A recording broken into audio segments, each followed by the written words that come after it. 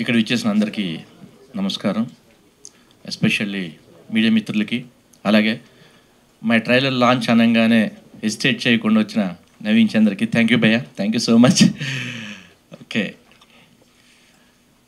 యాక్చువల్గా సక్సెస్ రావడం, సక్సెస్ తీసుకోవడం అంటే నేను ఎప్పుడూ కూడా ఏంటంటే నేనేది సక్సెస్ చేసింది ఏమీ లేదు, బట్ నాకు సక్సెస్ని ఇచ్చారు అందరూ.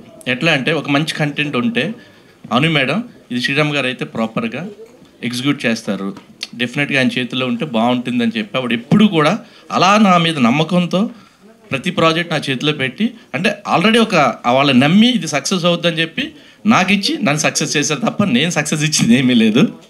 ఓకే, ఈ కంటెంట్ గురించి మాట్లాడాలంటే ఫస్ట్ రైటర్తో మాట్లాడాలి. రిక్కీ చేసిన తర్వాత ఆల్మోస్ట్ నేను ఒక 10 to 15 కంటెంట్స్ విన్నాను. ఎక్కడా కూడా నాకు ఏ సబ్జెక్టు నచ్చలా.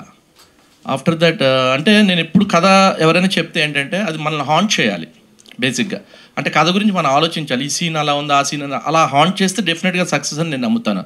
ఫస్ట్ టైం దివ్య గారు వచ్చి నాకు, అంటే యాక్చువల్గా దివ్య గారు నాకు చెప్పలేదు ఫస్ట్, అది ఎక్కడెక్కడో తిరిగి ఆ తర్వాత జీకి వచ్చి జీలో చెప్పి, సో జీలో చెప్పిన తర్వాత ప్రొడ్యూసర్ ఎవరు అని అనగానే శ్రీరామ్ గారికి ఇద్దాం అని అను మేడం అంటే ఇమీడియట్గా ఆవిడ ఓకే అని శ్రీరామ్ గారితో నేను రెక్కి వర్క్ చేశాను కాబట్టి ఓకే ఐఎమ్ హ్యాపీ అని చెప్పి ఆవిడ నా దగ్గరకు వచ్చి నాకు కథ చెప్పంగానే నేను ఎంత హాంట్ చేసిందంటే కదా భలే ఉంది కాంటెంట్, ఇలాంటి కాంటెంట్ చేస్తే డెఫినెట్గా సక్సెస్ అవుతుందని చెప్పి ఇమీడియట్గా ఫస్ట్ డేనే నేను ఆవిడ చెప్పగానే చాలా బాగుంది దివి గారు అంటే, నేను తర్వాత కూడా 2-3 సార్లు ఆవిడ కాల్ చేసి చెప్పాను చాలా బాగుంది కదా, చాలా బాగా చేశారు అని.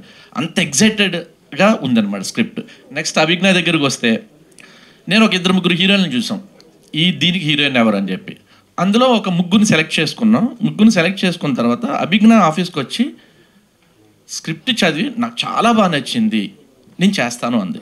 అంటే తనలో నేను ఆ ఎగ్జైట్మెంట్ కానీ ఆ ఇంట్రెస్టింగ్ కానీ చూశాను, మిగతా వాళ్ళలో నేను చూడలేదు.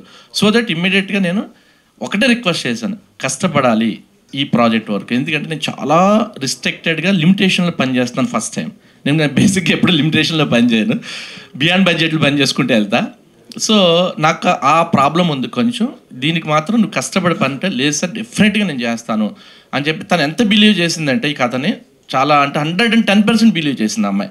అనగానే నాకు చాలా హ్యాపీ అనిపించింది. అంటే ఈ మధ్యకాలంలో నేను ఒక అమ్మాయిని అలా చూడలేదు, అంటే కాంటెంట్ నచ్చి నేను చెయ్యాలని తను ఫిక్స్ అయిపోయింది మెంటల్గా, అలాగా తను ఇక్కడికి వచ్చింది.